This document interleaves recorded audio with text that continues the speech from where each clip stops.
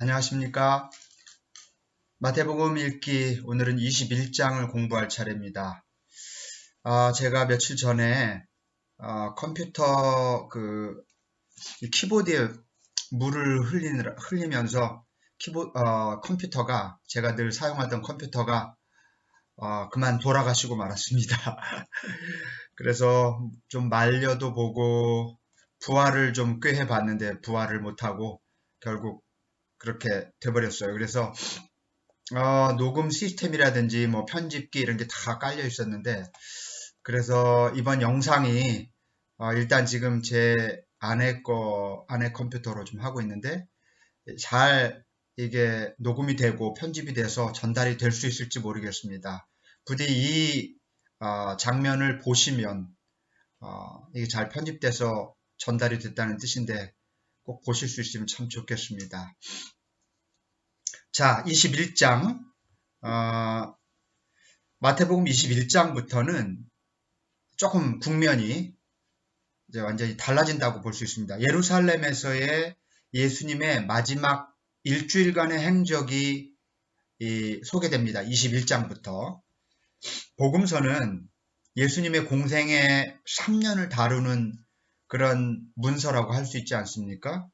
그런데요, 예수님의 마지막 일주일의 행적을 소개하는데 무려 복음서 전체에 많게는 3분의 1 또는 4분의 1 정도를 사용하고 있어요. 이게 무슨 뜻일까요? 예수님의 마지막 일주일이 그만큼 중요하다는 뜻이고, 그리고 복음의 본질적인 메시지가 여기에 담겨 있다는 그런 뜻이겠죠. 그래서 이 마태복음 그동안 쭉 공부하면서 여기까지 왔는데, 이 마지막 21장부터 28장까지 이 부분, 예루살렘에서의 예수님의 마지막 일주일, 네, 이 기간에 있었던 일들을 다룬 내용들이 복음의 아주 뭐랄까요, 진수를 담고 있다고 할 수 있겠습니다. 그래서 각별히 또 우리가 사순절을 지나고 있는데 깊이 묵상하면서 정말 좀 더 힘을 다해서 이 공부를 좀 해나갔으면 좋겠습니다. 21장의 첫 번째 파트는 예수님이 예루살렘에 입성하는 그 유명한 장면이죠. 이 장면을 재현하면서 우리는 종료주일에 예수님이 예루살렘에 입성한 것을 묵상하고 또 축하하고 그렇게 하지 않습니까? 자, 그런데 굉장히 특이한 장면. 우리는 뭐 이미 교회 안에서 하도 익숙해져 있지만 실은 대단히 독특한 어떤 사건이 일어난 겁니다. 예루살렘에 들어갈 때. 일단은 예수님이 들어오실 때 나귀를 타고 들어가시는데 군중들이 자기 겉옷을 펴서 그곳으로 지나가게 했고요. 그 다음에 종려나무 가지를 꺾어서 흔들었습니다. 사실 이 사건은 굉장히 특별한 사건이고 그리고 역사적인 뿌리가 있는 사건이에요. 이스라엘 역사 속에서 왕이 존재하고 있는데 왕이 존재하고 있는 상황에서 새 왕이 나타났던 유명한 두 번의 사건이 있었어요. 이스라엘 사람들이 잊지 않고 기억하는 아주 유명한 사건입니다. 그것은 기원전 8세기 이스라엘의 아합 왕과 그의 아들 요람이 이스라엘을 다스리던 시절에 하나님이 엘리사를 통해서 예후 장군에게 기름을 붓게 하십니다. 그래서 예후 군인이었고 장군이었는데 왕이 즉위해 있는데 새 왕에게 기름을 부었어요. 기름을 붓자마자 곁에 있던 모든 사람들이 겉옷을 벗고 예후 장군의 발 아래 깝니다. 거기를 걷게 하죠. 이 사건이 이스라엘 백성들, 유대 백성들에게는 굉장히 모두가 다 기억하고 있는 그런 사건이에요. 그래서 아주 귀한 분이 오면 겉옷을 깔아서 이렇게 걷게 하는 그런 풍습이 그때부터 전해져 내려왔던 거죠. 여러분, 겉옷은 중동 지역에서 겉옷은 되게 비싸고요. 되게 한 벌밖에 갖고 있지 않았어요. 그러니까 내 모든 것을 당신께 바칩니다라는 뜻을 갖고 있는 거죠. 겉옷을 깐다고 하는 것은. 아무튼 이런 역사적인 사건이 있었고요. 또 기원전 2세기 무렵입니다. 당시는 이스라엘을 헬라 제국이 다스리고 있었을 때였는데 마카비우스라고 하는 유대인이 군대를 일으켜서 헬라 제국과 전쟁을 일으키죠. 그리고는 헬라 군인들을 몰아내요. 그리고 독립합니다. 그리고 나서 예루살렘으로 돌아와요. 전쟁에서 헬라 제국의 군사들을 물리치고 나서 예루살렘으로 돌아올 이때 백성들이 종려나무 가지를 꺾어서 흔들면서 마카비우스를 향해서 왕이라고 열렬히 환영을 했던 그런 역사적인 사건이 있었어요. 이 사건도 유대인들에게는 굉장히 중요하고 잊을 수 없는 모두가 기억하는 그런 사건이었습니다. 예수님이 예루살렘에 들어오실 때 백성들이 행했던 그 일은 정확히 두 가지 역사적인 사건을 재현한 것이었어요. 이런 역사적인 배경들을 이해하고 종려 나무 가지를 꺾고 흔들었던 그 사건을 바라보면 조금 더 분명하게 우리가 이 사건을 이해할 수가 있겠죠. 로마 황제와 헤롯 왕이 존재함에도 불구하고 백성들은 새 왕이 이제 나타났다고 하는 것을 의도적으로 알리고 환호했던 거예요. 굉장히 어떻게 보면 위험한 일일 수도 있었던 거죠.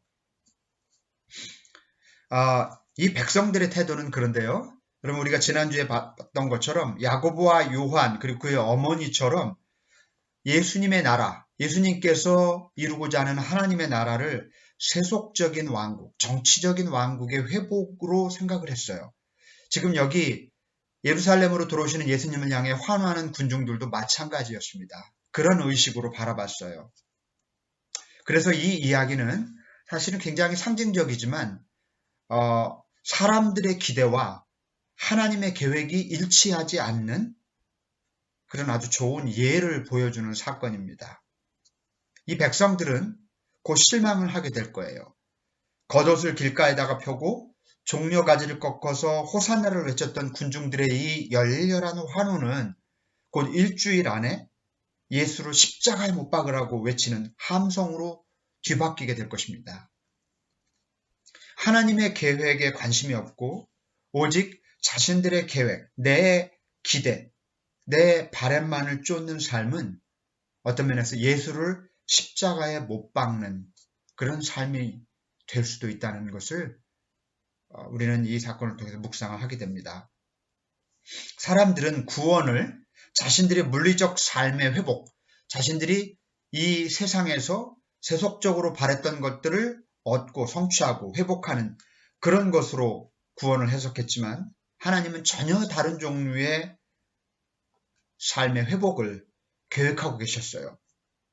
이제 그것이 예수님을 통해서 그 구원의 역사가 시작되고 있습니다. 그것은 사람들이 기대하는 구원과 달랐습니다. 어쨌든 이 사건은 당국자들로 하여금 예수님을 아주 위험한 인물로 여기게 만드는 그런 아주 중요한 역할을 하게 되죠.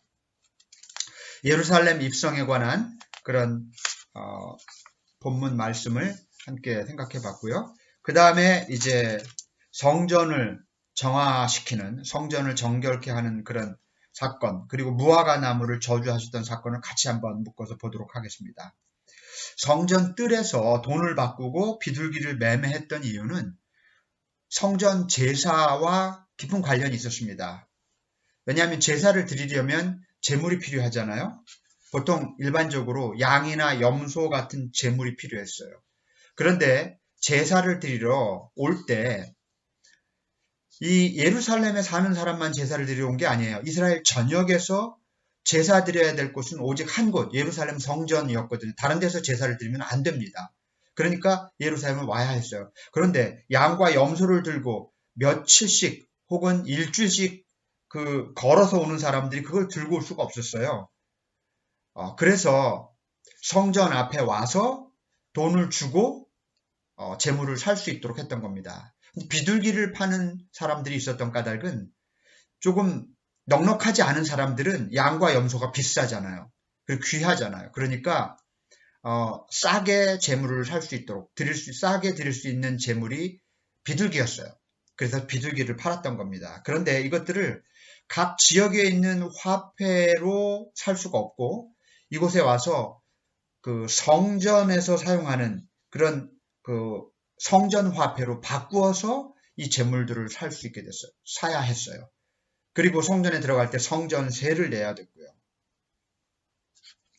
여기서 발생하는 어마어마한 그 환차익, 그 돈은 지역 화폐를 성전 화폐로 바꾸면서 얻는 그 환차익이 있죠.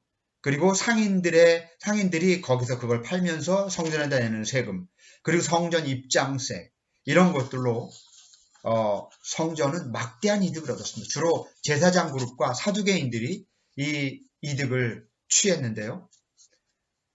그 수입의 양을 측량할 수 없을 정도로 어마어마하게 그렇게 예상합니다. 굉장히 많은 돈을 벌었을 것으로 생각을 합니다. 예수님이 성전에 들어오시자마자, 예루살렘에 들어오시자마자 제일 먼저 이 성전 뜰에서 거래하는 상인들의 상을 뒤엎어요. 돈 바꾸는 사람들의 상을 뒤엎고 비둘기 파는 사람들의 상을 모두 뒤엎어버렸습니다. 이거는 좀 예수님이 이 템포를 조절을 못하시는 분인가 하는 생각이 들 정도지만, 사실은 무분별한 그 분노의 행위라기보다 타락한 성전을 향해서 강렬하게 경고하는 일종의 그 고도의 행위 메시지예요. 말로 하는 메시지가 있는가 하면 예수님은 행동으로 어떤 메시지를 전달하시는 경우가 굉장히 많았죠. 여러분, 특히 14절을 좀 주목할 필요가 있습니다. 21장 14절에 보면은 이렇게 되어 있어요. 성전 뜰에서 눈먼 사람들과 다리를 저는 사람들이 예수께 다가왔다. 굉장한 그런 보도인데요. 왜냐하면 당시 성전법에 의하면 눈먼 사람들, 다리 저는 사람들은 성전뜰에 들어올 수 없었습니다. 엄격하게 금했어요. 그들이 들어오면 성전 전체가 불결하게 되기 때문에, 부정해지기 때문에 그 사람들도 처벌받고 그를 거기에 데려온 사람도 감옥에 갇혔어요. 자, 그런데 이 장애를 가진 사람들이 성전뜰에 입장한 것은 물론이거니와 예수님이 그들을 거기서 고쳐주셨어요. 이건 굉장히 도발이라고 할 수 있어요. 성전 당국자들 입장에서는 엄청난 모욕을 받은 그런 사건이었던 거예요. 예수님은 일부러 보란듯이 눈먼 자와 다리 저는 자들을 성전 뜰 앞에서 고쳐주셨어요. 한 번 더 성전을 뒤엎어버리신 거죠. 똑같은 메시지입니다. 타락한 성전을 고발하는 의도를 담고 이런 행위를 하셨던 거예요. 자, 그리고 나서 다음날 새벽에 이제 베다니로 가셨다가 이제 밤을 거기서 보내시고 이른 새벽에 예루살렘으로 들어오시다가, 성 안으로 들어오시다가 무화과 나무를 보고 열매가 없는 것을 보고 저주하셨습니다. 자, 이 사건은 또 여러 가지 의미가 아니라 이와 관련된 해석들도 참 많고 에피소드도 많은데요. 예수님이 아무 죄 없는, 그것도 철도 되지 않아서 열매를 맺지 못한 무화과 나무를 저주한 것을 보고 예수님의 인성에 의문을 품는 사람들이 있습니다. 버트란드 러셀 같은 영국의 석학도 왜 나는 기독교인이 아닌가라는 책에서 이 구절을 언급해요. 돼지떼에게 귀신을 내쫓는 장면과 더불어서 예수님은 인격적으로 문제가 있는 사람이다. 분노 조절을 못하는 사람이다. 이런 예수를 믿을 수는 없다. 그러면서 자신이 크리스찬이 아닌 이유로 이 본문을 들죠. 그런데 예수님이 무화과나무를 저주한 행위도 예수님의 인격의 표출이 아니라 행위 메시지였어요. 그 행위를 통해서 뭔가를 말씀하시려는 거예요. 그리고 이 사건은 그 전날 성전뜰에서 상을 뒤엎었던 그 사건과 짝을 이루는 그런 사건이었어요. 매우 의도적인 행위 메시지였습니다. 열매 맺지 못한 무화과 나무란 당시 타락한 백성들을 진정으로 하나님 앞에 데려오지 못하는, 열매 맺지 못한 타락한 성전의 상징이었습니다. 예수님은 무화과 나무를 저주함으로 전혀 하나님 앞에 백성들을 회개케 하고 하나님과 연결시켜주는 역할을 하지 못했던 타락한 성전을 저주하셨던 거예요. 무화과 나무를 저주함으로. 그러면서 앞으로 이 성전은 무화과나무처럼 바짝 말라버릴 것이라고 하는, 성전의 생명이 더 이상 지속할 수 없을 것이라는 그런 메시지를 이런 행위로 보여주셨던 거죠. 그리고 나서 이제 조금 여러분이 의아하셨을 텐데, 무화과나무에 대한 행위 메시지를 이렇게 전하고 나서 갑자기 느닷없이 믿고 의심하지 않는 기도에 대해서 말씀하시죠. 믿고 의심하지 않으면 너희들이 바라는 대로 다 이루어질 것이다. 기도의 전능함에 대한 그런 말씀을 하세요. 자, 이게 조금 뚱딴지 같은 이 맥락에서 왜 이 말씀이 나왔을까 싶죠? 믿고 의심하지 않으면 무화과 나무에게 한 일을 누구나 할 수 있고, 이 산을 저 바다에 빠뜨릴 수도 있고, 그리고 구하는 것은 무엇이든 다 받을 수 있다. 이렇게 세 가지로 말씀하세요. 믿고 의심하지 않으면 무화과 나무에게 한 일, 그리고 이 산을 저 바다에 빠뜨리고, 그리고 구하는 건 무엇이든 다 받을 수 있다. 자, 이 세 가지를 말씀하셨는데, 여러분 이 말씀은요, 기도 자체의 본질에 대해서 설명하시려고 하는 게 아니었어요. 여전히 성전에 대해 말씀하시려는 겁니다. 너희들이 정말 의심하지 않으면 이 말라버릴 무화과 나무, 이 성전을 향해, 성전이 말라버릴 것이라는 것을 너희들도 동의하고 또 인정하게 될 거라는 거예요. 말라버릴 무화과 나무도 성전이고요. 이 산을 들어 바다에 빠뜨린, 이 산이 어느 산이냐면 성전이 서 있는 시온산이에요. 타락한 산.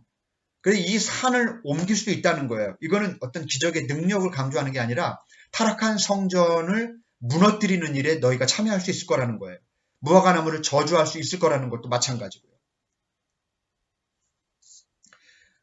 이루어질 것을 믿고 구하는 기도의 목적은 타락한 성전의 완전한 정결을 의미하는 겁니다. 다시 말해서 제자들도 의심 없이 정말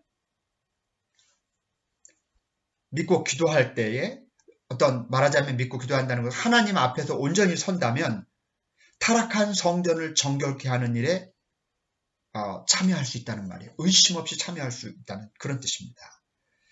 그런데 한편 기왕의 이 말씀, 기도의 어떤 전능함에 대한 말을, 믿고 의심하지 않는 기도에 대한 우리들의 그 어떤 절대적인 믿음이 있지 않습니까?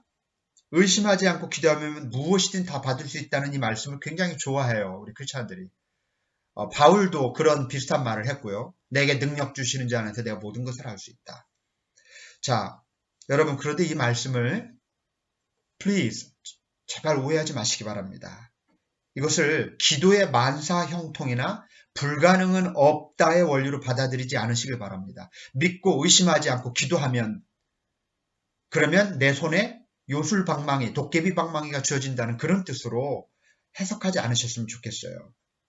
여기서 잘 들어보십시오. 믿고 의심하지 않는다는 것은 내가 원하는 것을 받을 줄로 믿고 의심하지 않는다는 말이 아니라, 하나님이 주시려는 것이 무엇이든 그것을 가장 좋은 것으로 믿고 의심하지 않는다는 뜻이에요. 내가 바라는 것을 믿고 의심하지 않으면, 그렇게 기도하면 뭐든지 받는다. 그런 원리가 아니에요. 여러분 실천해 보셨고 여러분도 경험해 보셨잖아요. 그렇던가요? 믿고 의심하지 않고 기도한 거 전부 다 응답 받으셨나요? 여러분, 그거는 저는 복음이 아니라고 생각해요. 그 말을 믿고 싶고 정말 절박할 때는 그 말씀이 우리에게 복음처럼 들려요. 그렇지만 여러분, 그 본질은 우리가 믿고 의심하지 않고 내가 원하는 것을 받을 줄로 믿고 의심하지 않는 것이 아니에요. 하나님이 주시는 것, 내가 바라는 것은 이것이지만 하나님이 이걸 주셨다면 이것이 나에게 가장 좋은 것이라는 것을 믿고 의심하지 않는다는 뜻이라는 겁니다. 그렇기 때문에 믿고 의심하지 않는 그 하나님 앞에 순명적인 그런 태도 자체가 응답이라는 사실을 깨달으실 수 있기를 바랍니다. 자, 이 말씀을 그래서 제가 오늘 맥락과는 상관이 없지만 덧붙여서 말씀을 좀 드렸습니다. 그리고 예수님께서 이제 성전에 들어가셔서 가르치고 있을 때 대제사장들과 백성의 장로들이 다가와서 질문을 하면서 이제 토론을 하는 장면이 나오고요. 그 다음에 두 아들의 비유가 나옵니다. 이것도 같이 좀 묶어서 같이 생각해 보죠. 대제사장과 장로들이 예수님이 성전에서 가르치고 계실 때 내가 무슨 권한으로 가르치는지 그렇게 따지죠. 여러분 이것은요. 마치 경찰이 범죄 혐의자를 잡아놓고 아직 범죄자라고 확신할 수 있는 증거는 갖지 못했어요. 혐의만 갖고 취조하는 그런 태도랑 똑같아요. 그 범죄를 저질렀는지 직접 묻지 않고 애둘러서 질문하는 것과 마찬가지예요. 왜냐하면 혐의를 가진 사람한테 너 이런 일 저질렀지? 이렇게 물었는데 나 그거 안 저질렀는데요? 이렇게 해버리면 전부 허사가 되잖아요. 대제사장과 장로들이 정말 묻고 싶었던 것은 내가 정말 메시아냐? 이거예요. 하지만 그렇게 묻지 않고 애둘러서 질문합니다. 무슨 권한으로 내가 이런 일을 하느냐? 내가 무슨 권한으로 성전에서 상을 뒤엎고 내가 무슨 권한으로 장애를 가진 사람들을 치유했느냐? 이 말은 내가 정말 메시아냐? 이런 뜻이에요. 메시아 아니고서는 그런 일을 할 사람이 없거든요. 예수님의 대답은 세례 요한이 얘네 세례는 누구에게로부터 온 거냐? 그거 좀 대답해봐라. 네가 대답하면 나도 대답하고 못하면 나도 안 하겠다. 이거는 즉답이면서도 즉답이 아닌 아주 매우 고단수의 대답이었죠. 왜냐하면 이 사람들에게는 세례 요한은 인정할 수도 없고 하지 않을 수도 없는 그런 곤란한 인물이었거든요. 대답을 하지 않자 예수님도 그럼 나도 대답하지 않겠다. 그렇게 하셨죠. 그리고 나서 두 아들의 비유를 이렇게 예수님께서 설명하시는데요. 이 비유는 두 그룹을 염두에 둔 비유입니다. 한 그룹은 대제사장과 장로들, 그리고 죄인이라고 말할 수 있는 세리와 창녀들. 이 두 아들의 비유에서 한 아들은 대제사장과 장로들이고 또 다른 아들은 세리와 창녀예요. 이 첫째 아들과 둘째 아들이 다른 복음서에서는 또 뒤바뀌어 있어서 그냥 이렇게 말씀을 드리겠습니다. 아무튼 싫다고 하고 아버지의 요구에 대해서 싫다고 하고 나중에 뉘우치고 아버지의 뜻을 따른 아들은 세리와 창녀들, 이 죄인의 대표자들을 말하고요. 좋다고 그렇게 하겠다고 하고서 아버지 뜻을 따르지 않았던 이들은 대제사장과 장로들을 의미하죠.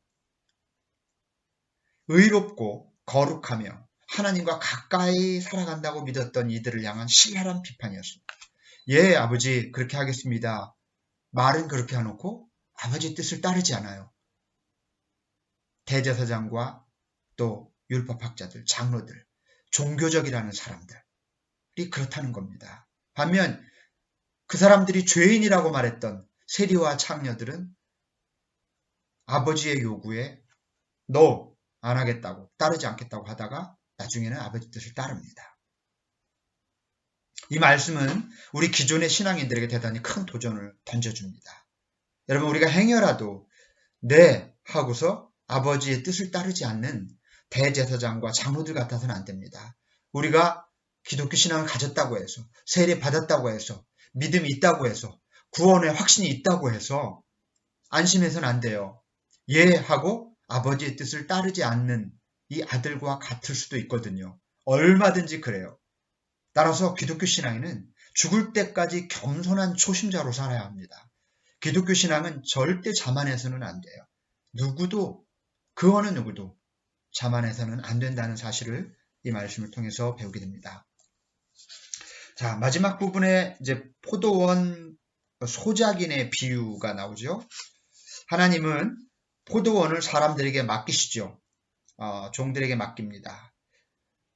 그리고 이 열매를 확인하기 위해서 꾸준히 종들을 보내셨어요. 이 종들이 예언자들이었죠.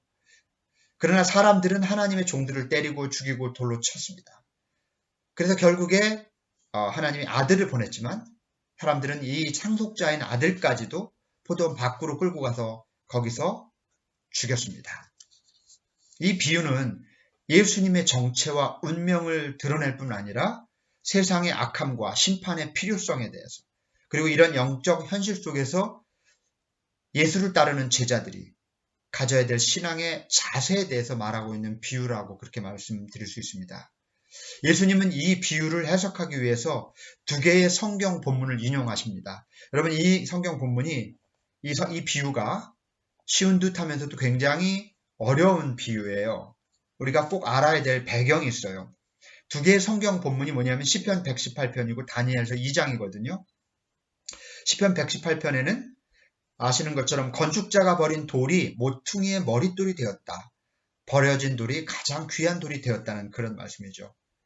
그리고 이제 다니엘 2장의 성경 본문도 인용하는데요. 어떤 부분이 그러냐면 여기 44절이에요. 조금 무서운 말이죠. 이 돌 위에 떨어지는 사람은 부스러질 것이요. 이 돌이 어떤 사람 위에 떨어지면 그를 가루로 만들어 놓을 것이다. 이렇게 되어 있는데요. 여기 지금 돌에 대한 이야기가 나오는데 시편 118편의 건축자가 버린 돌에 대한 이야기와 더불어 44절에 나오는 이 돌은 다니엘 2장에 나오는 말입니다. 다니엘서는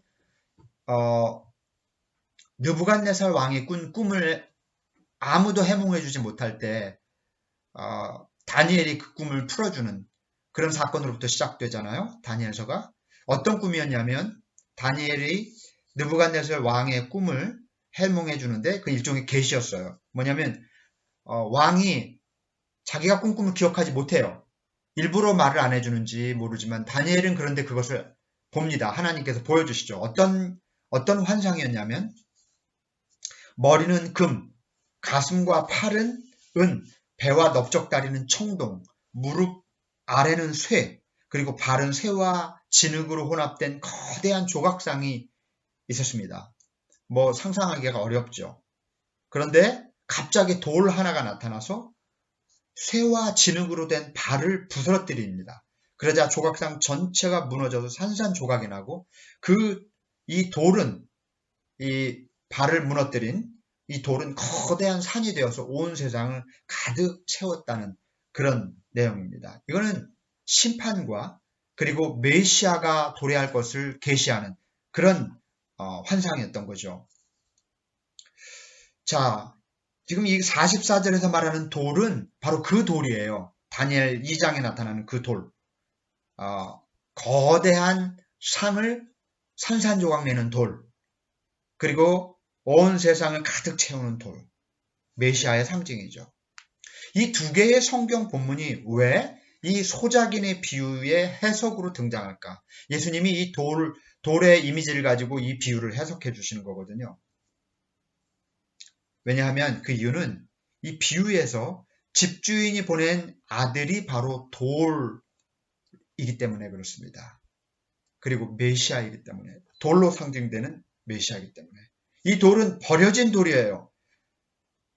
이 소작인들이 바깥으로 내쫓아서 죽인 돌입니다. 그러나 그 돌이 모퉁이 돌이 될 것이고 집주인의 아들을 잡아 죽인 악한 사람들을 심판하는 무서운 돌이 될 거라는 겁니다. 다니엘 2장의 그 돌처럼. 그래서 이 돌 위에 떨어지는 사람들은 부스러질 것이고 그리고 그 돌이 어떤 사람 위에 떨어지면 가루가 될 거라는 겁니다.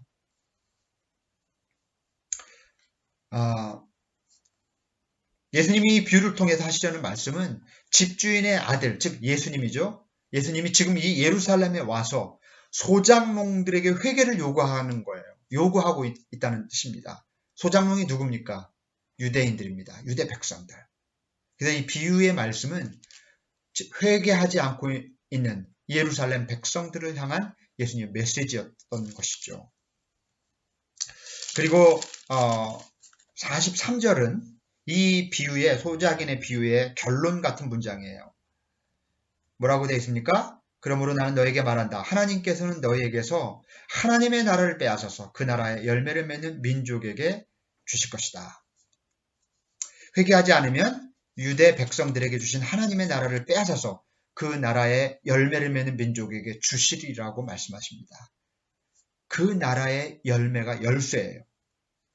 하나님의 백성으로 선택을 받았다는 것, 그리고 율법과 신앙 안에서 살고 있다는 게 중요한 게 아니라 하나님 나라에 걸맞는 삶의 열매를 맺고 사느냐, 그게 중요해요. 여러분, 크리스찬도 마찬가지입니다. 예수를 믿느냐가 중요하지 않아요. 교회를 다니느냐가 중요하지 않습니다. 내가 신앙생활하면서 어떤 헌신을 했느냐가 중요하지 않습니다. 그 나라의 열매를 맺고 있느냐, 내 삶이 열매를 맺는 삶이냐가 중요해요. 사랑하는 믿음의 벗 되신 여러분, 하나님은 우리에게 포도원을 맡겨주셨어요. 포도원은 삶이죠.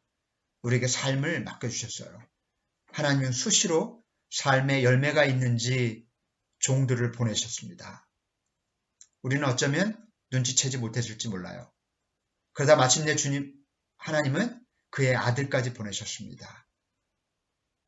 여러분, 어떻게 해야 될까요? 우리에게 주신 이 삶의 포도원에서 정말 신실한 종으로 우리 삶의 열매를, 아름다운 삶의 열매를 맺혀야 하겠습니다. 오늘 마태복음 21장은 메시지가 굉장히 뚜렷하고 강한 그런 챕터라고 할 수 있습니다. 다시 한번 이 말씀을 깊이 묵상하시면서 이 사순절의 귀한 은혜가 있으시기를 바랍니다. 여러분 감사합니다. 다음 주에도 뵙겠습니다. 안녕히 계십시오.